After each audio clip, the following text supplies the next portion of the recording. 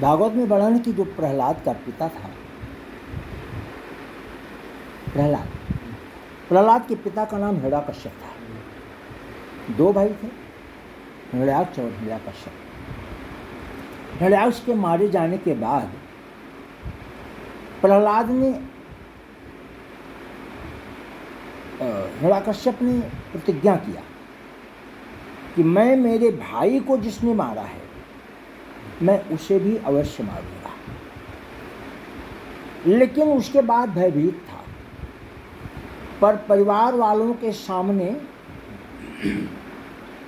कि अगर मैं डर जाऊंगा परिवार वालों के सामने तो परिवार वाले क्या कहेंगे, इसलिए परिवार वालों के सामने यही कहा कि नहीं, घबराने की बात नहीं, समय आएगा तो हम भी बदला लेंगे। समय निकल गया और प्रहलाद की माँ जो है कयाधु गर्भवती हुई। प्रहलाद की जो माँ थी उनका नाम था कयाधु। गर्भवती हुई तो विचार करने लगे नारद जी कि ये कोई विभूति है जो कयाधु के गर्भ में आई है, क्या करना चाहिए। अब हिरण्यकश्यप तो हमेशा युद्ध में लगा रहता था, जगत को विजय प्राप्त करने के लिए कि मैं संपूर्ण जगत का मालिक मैं ही बन बैठूं, और हुआ भी, अपने को भगवान घोषित कर दिया। तो प्रहलाद जी जब गर्भ में आए तो नारद जी ने कयाधु को अपने आश्रम में रख लिया और 10,000 वर्षों तक कयाधु के गर्भ में प्रहलाद जी रहे और कथा सुनते रहे। आश्रम में और क्या होता था, कथा होती। और जब जन्म हुआ प्रहलाद का तो इतने बड़े ज्ञानी, इतने बड़े तत्व वाले,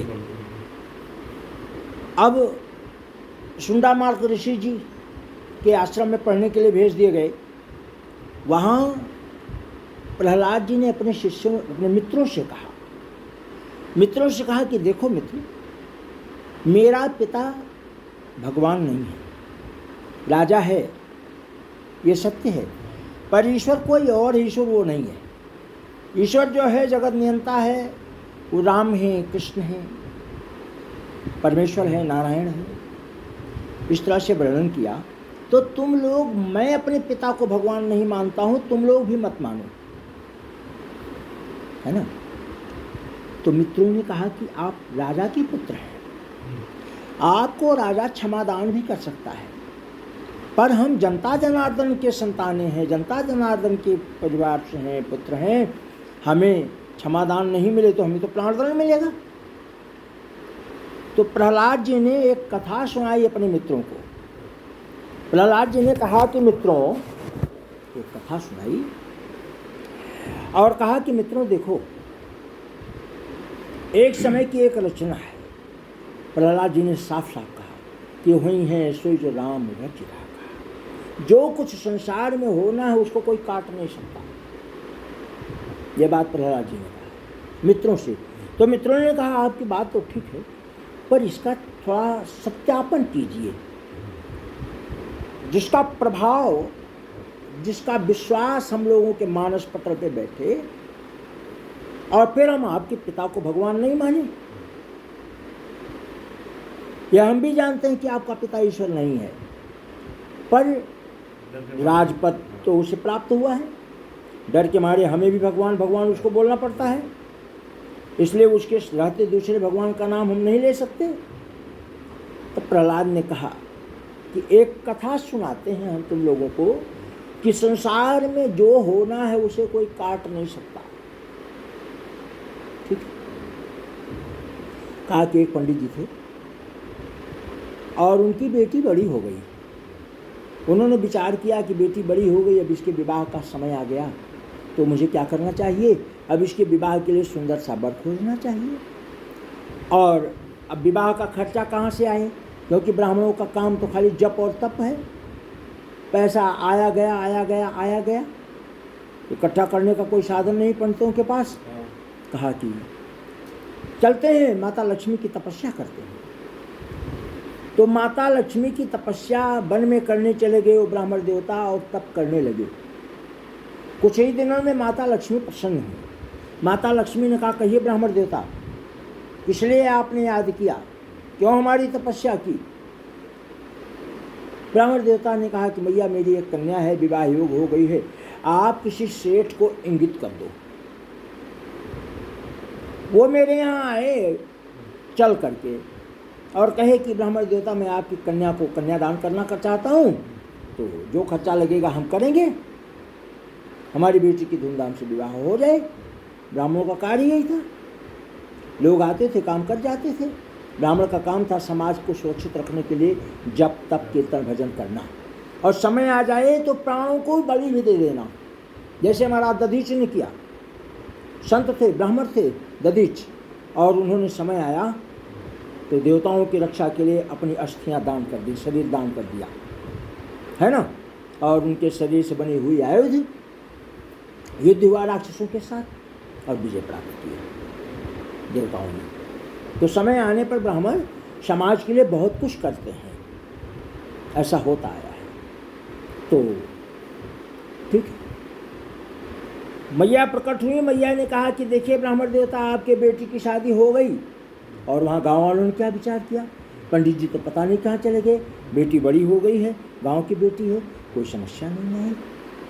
तो सारे गांव वालों ने मिल करके अधिक से अधिक धन इकट्ठा करके अच्छी सी शादी कर दी। तो माता लक्ष्मी जी ने कहा, ब्राह्मण देवता आपकी बेटी की शादी हो गई? शादी हो गई, हाँ। तो बस मैया फिर क्या चाहिए? आंसू उठाए और झाड़ा और फोल्ड किया और लगाए, बगल में चल पड़े। अरे बोले नहीं ब्राह्मण देवता, रुकिए रुकिए, क्या हुआ? कुछ नहीं, आपने तप किया है, जप किया है, हम प्रसन्न हुए हैं, और आपके तप का जो फल है 1 साल तक राजभोग है, उसको आप लेकर जाइए, नहीं तो फिर मुझे लोग क्या कहेंगे कि मैं तो सक्षम ही नहीं हूँ, इसलिए आप अपना फल लेकर के जाइए। ब्राह्मण देवता विचार करते, मैया भी क्या जो है कह रही 1 साल, मुझ गरीब ब्राह्मण को 1 साल राजभोग कौन देगा? ठीक है, ब्राह्मण देवता विचार करने लगे कि मैं ये जो तत्व मुझे प्राप्त हुआ है, आशीर्वाद प्राप्त हुआ है, फल प्राप्त हुआ है तपस्या का, मैं इसे अगले जन्म के लिए रखता हूँ। ये तो जन्म अब निकल गया, जरूरत क्या है, अब कैसे रखूँगा? आत्महत्या कर लेता हूँ। ब्राह्मण देवता ने कहा आत्महत्या कर लेता हूँ। फिर विचार करने लगे, राम राम राम राम, आत्महत्या तो ये तो अच्छी बात नहीं है, ये तो किसी भी कीमत पे नहीं करना चाहिए, चाहे घर में कितना भी संकट से संकट स्थिति आ जाए।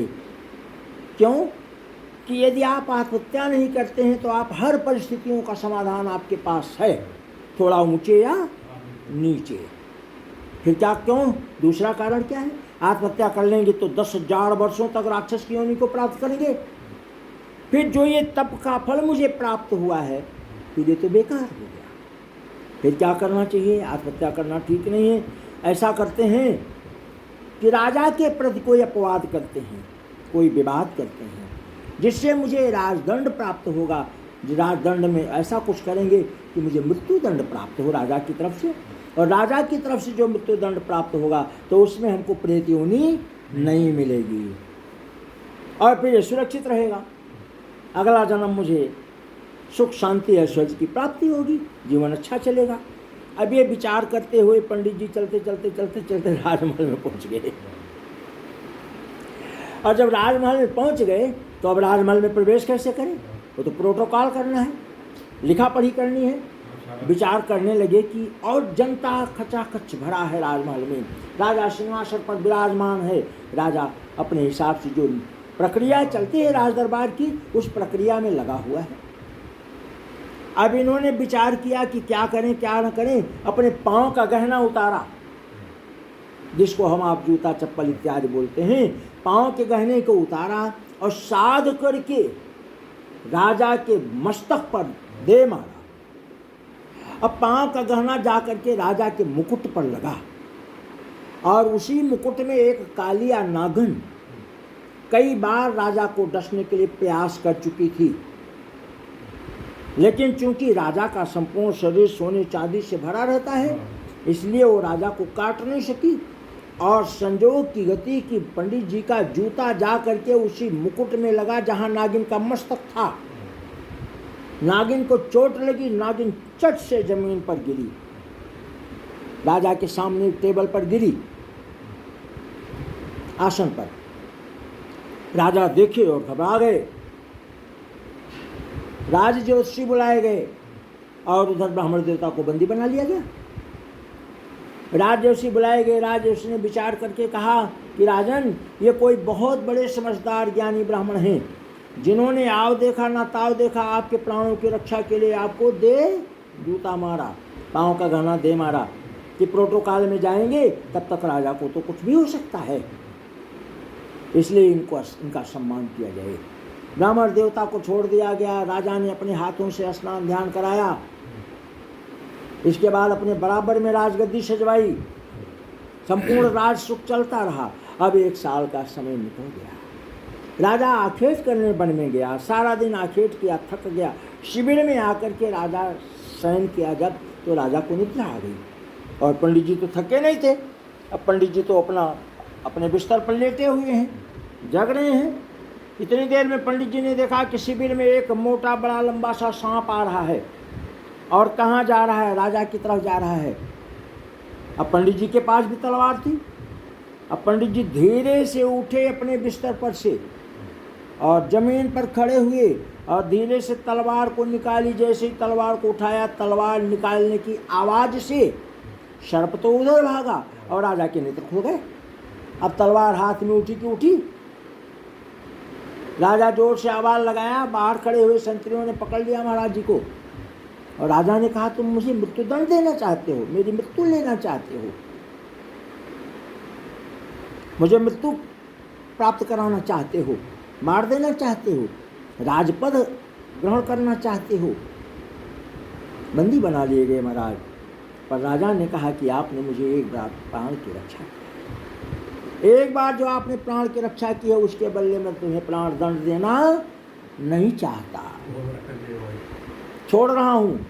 पर राज्य में तुम्हें नहीं रहना है, तुम्हारे जैसे ब्राह्मण लोभी और लालची, निकल जाओ राज्य से। उन्होंने कहा नहीं कि मैं स्वयं को मारा था। नहीं, उन्होंने कहा प्रमाण तो चाहिए भाई, राज दरबार में मुकदमे में तो प्रमाण चाहिए ना।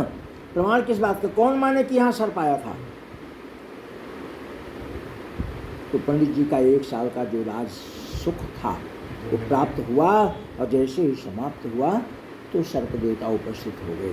कहने का अर्थ है कि जीवन में जो कुछ भी एक एक क्षण, एक एक नैनो सेकंड जो कुछ भी चल रहा है, बिना हरि कृपा सुलभ नहीं सुलभ। जब तक भगवान की कृपा है तब तक आप पर कोई अपशकुन नहीं हो सकता, और जब उसकी कृपा हट जाएगी तो आपके पास तमाम समस्याएं आने लगेंगी। इसलिए विश्वास के साथ भगवान की सेवा अर्चना पूजा आदमी को करना चाहिए और उसके बाद अपने कर्म करने चाहिए। क्योंकि भगवान शंकर ने स्पष्ट किया कि यद्यपि कर्म करोत तदखिलम संभोत वा आराधनम।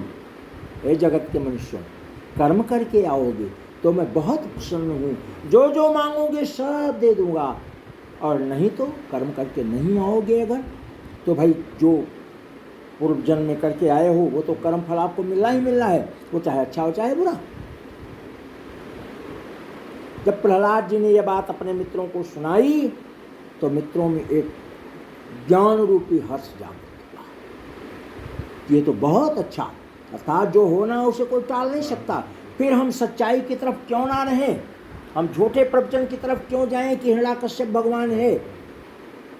और फिर मित्रों ने प्रहलाद के साथ मिलकर के भगवत भजन भगवत कीर्तन करना शुरू कर दिया।